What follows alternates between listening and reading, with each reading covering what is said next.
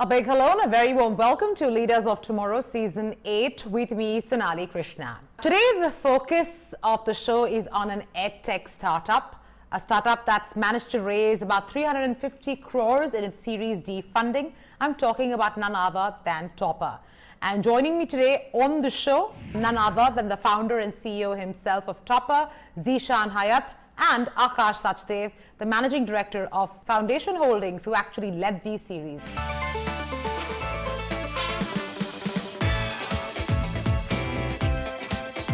Thank you so much for joining me, gentlemen. Truly a pleasure having you on Leaders of Tomorrow, and many congratulations on this successful round of funding. Thank you. Pleasure to be here. Thank you, Sonali. Pleasure to be here as well. Before I talk to you about your current round of funding and your aim with those funds, let me flash back to, let's say, 2013. Today, edtech startups are in fashion. Everybody's talking about how those startups are raring to go and are the right bet. But back in 2013, one would have thought an edtech startup is still suspect. I'm glad you asked this because 7 years ago, when you imagine an edtech startup, it would have been a very tough imagination because what do you do with a phone or what do you do with a computer? How can you learn? How will any device replace learning? Were all tough questions. And the other set of questions were, how can all the kids have devices? Where will you get the bandwidth from? How is the internet penetration? So these were all very tough questions. But I think the trends that we saw back then, we saw three key trends. One was smartphones or Android phones essentially dropped below 7,000 rupees. That was a big trend that we spotted back then.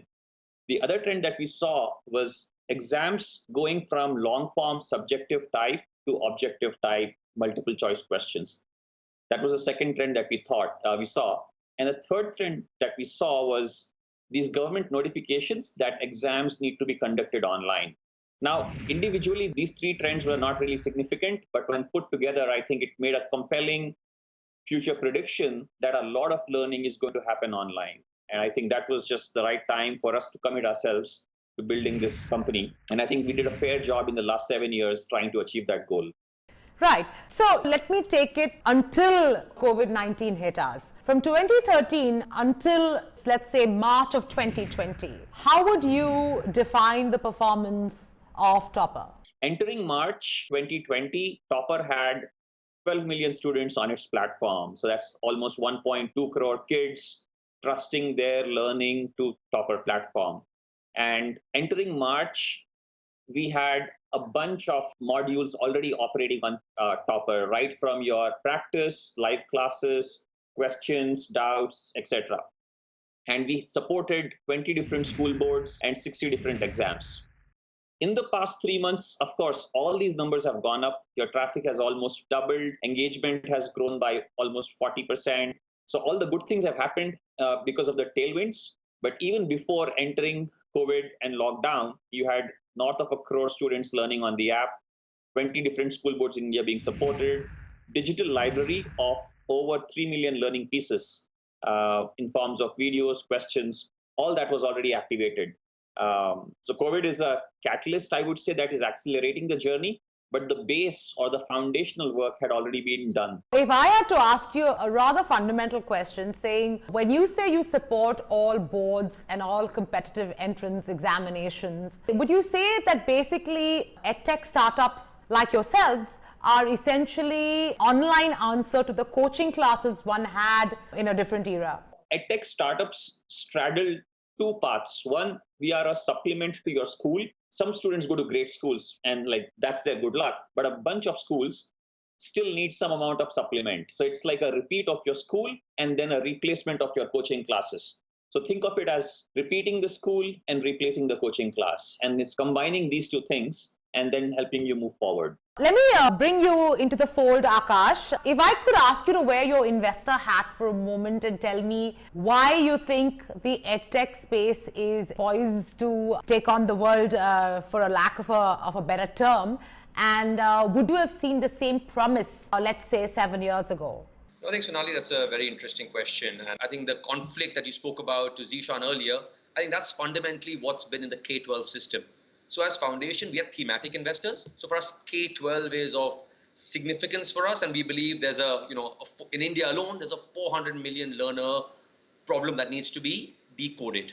right? So I think, where Toppr comes into this is having a platform that is actually linked to curriculum can pave the way to link this conflict, right? So the conflict, what happens in the school, what happens outside the school, right? And then there's a pedagogy conflict also, right? How a teacher teaches you in school versus how a teacher teaches you, or a tutor teaches you, or a coaching class teaches you, or an app teaches you after class on the weekend. There's a total conflict, right? And it's very, very hard to know what a student wants to do, right? So let's say a student wants to do a math Olympiad or appear for an IIT, JEE exam, right? It's very, very hard for the teacher in school to know these things. And this is where the online offline world will come together.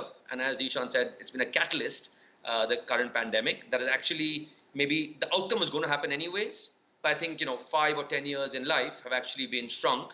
And now right? Now is the time for solution. So I think 7 years ago, the world wasn't ready. Technology wasn't ready. I think even 6 months ago, or even 5 months ago, teachers felt they could not go on technology. But we have at Foundation, we manage a school network, and in that, there are teachers who are 55 years plus, and they believed they could never go on technology and deliver a class.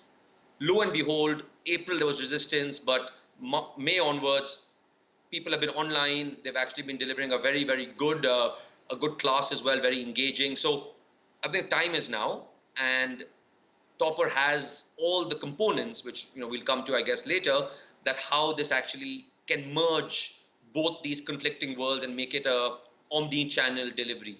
So, Zishaan, taking a cue from what Aakash is saying, and of course taking a cue from what the government announcement on the education policy has been, given that all your curriculum was structured in a way to handle the education system that was prevalent in India, going through a complete overhaul, how do you see edtech startups such as yourselves, who are doing rather well, to actually customize this and take on this newly proposed way of studying? And B, what are your prima facie thoughts and views on the suggestions, both good, bad and ugly? I think this new education policy is a big tailwind for edtech startups, because edtech startups are geared for dynamic curriculum, because one school supports only one particular school board, right? It can be a CBSE board or a state board, whereas all edtech platforms, because they have to support 20 different school boards and several exams, they are very dynamic. And anytime a change happens, they are able to adapt to that curriculum change much more rapidly than other offline institutions. So that way, I think this change can be led by edtech startups better. Of course, it will require participation from schools and other offline institutions, but the charge will be led by online portals and edtech companies. My personal views on the new format, I think it was long-term coming. We've not had significant changes to our education policy for several decades now, and this is a welcome change. Do we agree with every single thing that is written out there?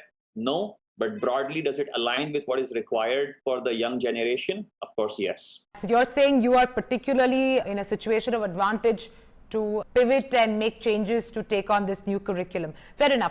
Also, we've seen a sudden surge of edtech startups, each one showcasing their story. My question to either you or Aakash, whoever wants to take this question is open. What will be going forward, let's say in the next 3 to 5 years, the defining parameters of success for these startups to remain hugely successful in terms of both value to students and value to themselves?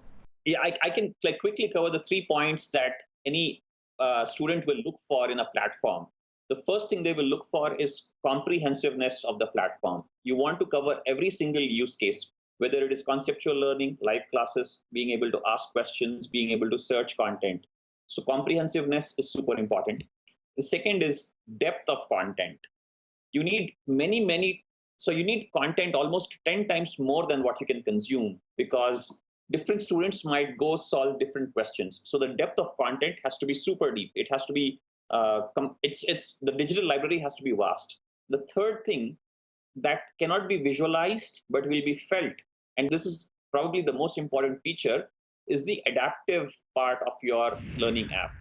Because learning apps can be adaptive, doing a good job of being adaptive will help stickiness of user behavior. So my vote would be on three things: comprehensiveness, depth, and adaptive. To add to that, I would say, when you say comprehensive, I think the one more definition that I would look at is that you have all stakeholders in mind, right? So whether it's the student, the parent, the teacher, the school, the educational institution, all need to come in to the same umbrella. And I think, again, that unified system is very, very important.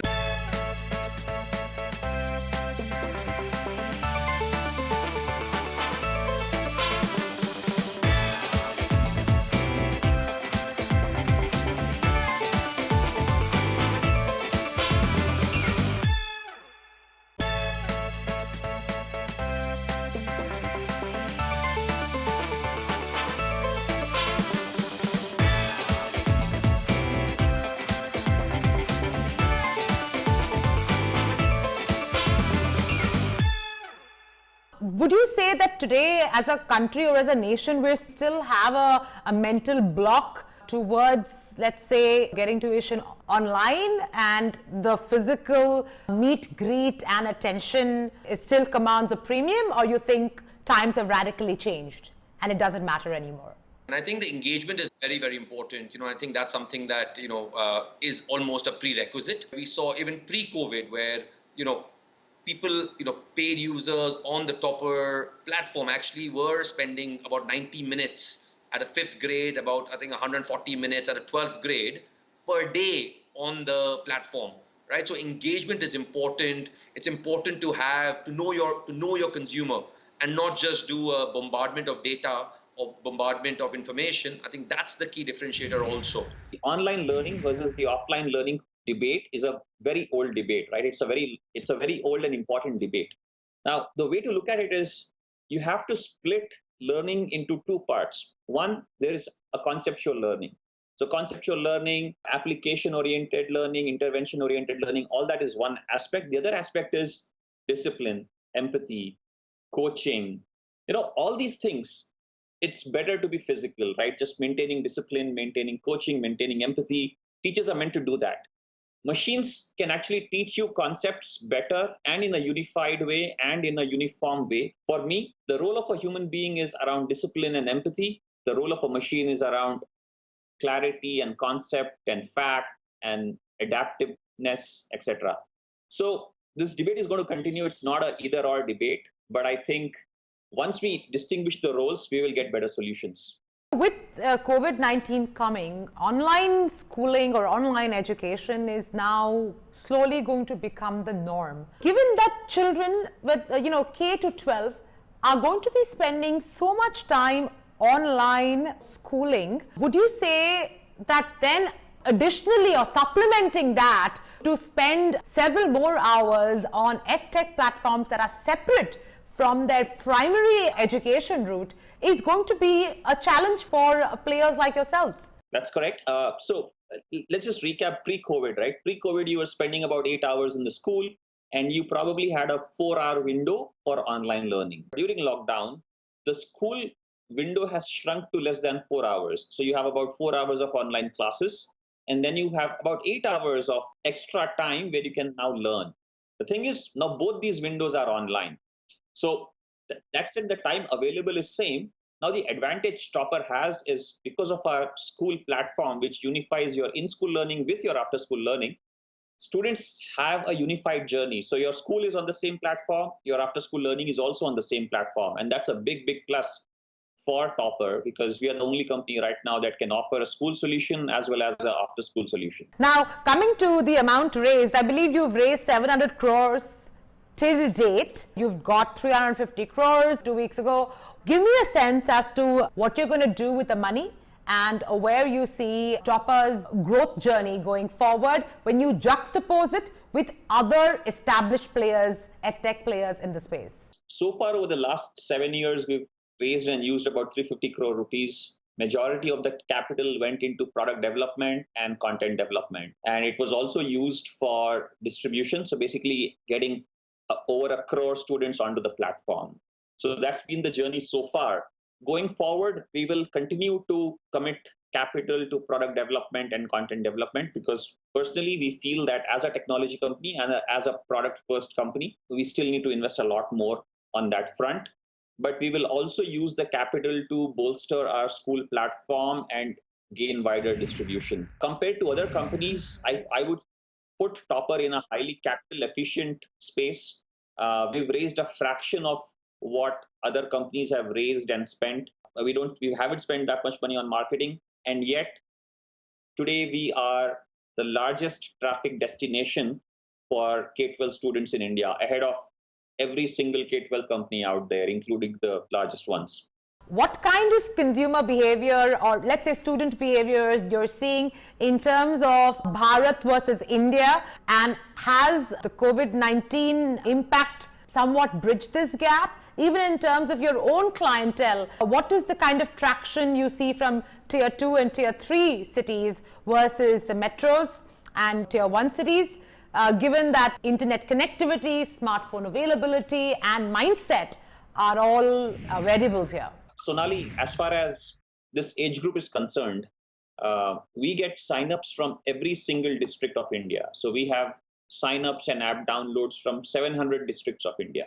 For us, India and let's say some district as Bharat, that distinction is not true, because there is a Bharat in Bombay and there is a India in what we call a tier 3 city, because there are rich people and high quality schools even in remote towns, at least one of them. So this distinction blurs when it comes to app downloads. We have app downloads throughout the country. There are kids who are learning on Toppr from top schools.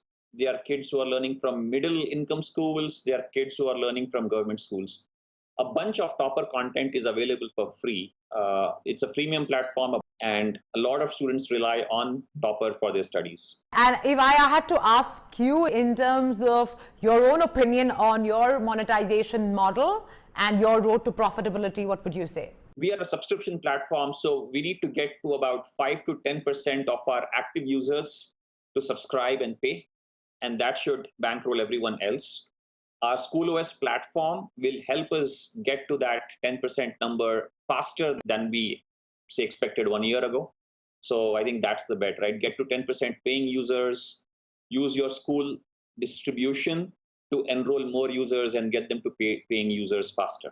And if I had to ask both of you as a closing question in terms of where do you see edtech startups as a sector 5 years from now? So I'm really asking you to crystal gaze and give me your view as to where do you see it in its evolution, and specifically where do you see Toppr? How do you see Toppr's growth, and how do you envision Toppr 5 years from now? So I think in 5 years, tech will be, edtechs will be mainstream for education. I think the ones that are popular, the ones that have actually cracked the code of engagement, comprehensiveness, depth, and actually will become mainstream, and it'll be real destinations. There could be virtual schools, there could be, fully online accreditations that can come through, right? I think 5 years is a long time, but, also a short time based on, where we are today. But I think in 5 years, we can see this huge momentum of the pandemic actually materialize and crystallize and make edtechs no longer the conflict or the mix of pedagogy or the whole.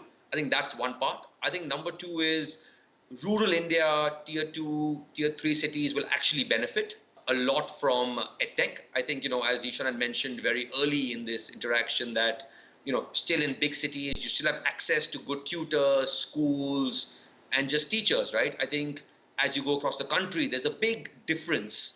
There's teacher training that can actually be enabled. You're actually giving teachers superpowers. You're actually enabling them to actually be a lot more better at what they do, right? And actually stick to teaching versus administration. And that's where edtech will play a very, very important role. And I think that journey's already started, and we already see that. I think from Toppr's point of view, genuinely, today we're sitting on, million sessions per day on Toppr. This is, again, sounds like a big number because it's, I guess 11 sessions every second. So it's a big number, but I think this is, again, just the tip of the iceberg, and there are a lot more that can happen. So we believe Toppr will be the one and only central destination for K-12 learning in India, right? I think whether it's state board, whether it's national board, whether it's Cambridge board, I think it's very important that Toppr has the foundation, and that's been our thesis, right? The thesis is the content is there, the team is there, the people are there, the distribution is ready, the product is ready, and I think it's now a matter of scaling it to that widespread country and widespread audience, and I think that's where we are. So I believe Toppr will be the destination for K-12 education in the country across boards. Zishaan, you want to give me your closing comments on how you envisage your baby to what it looks like 5 years from now? Learning and education is the second or third highest spend in every single household. We will see tremendous value creation on the public markets that are focused on schooling, education, and learning. Right now, we have zero or close to zero value on markets. But in the next 5 years, there is reasonable consensus that you will see at least 10 companies that are worth north of $5 billion each. So we will see all of that's getting unlocked right now, and that value creation is going to happen over the next 4 or 5 years. We hope Toppr is going to be one of them. But my personal goal is to get to at least 20 lakh paying users on the Toppr platform and at least 2 crore students using the Toppr platform every single month. I think that's the goal that we're working with.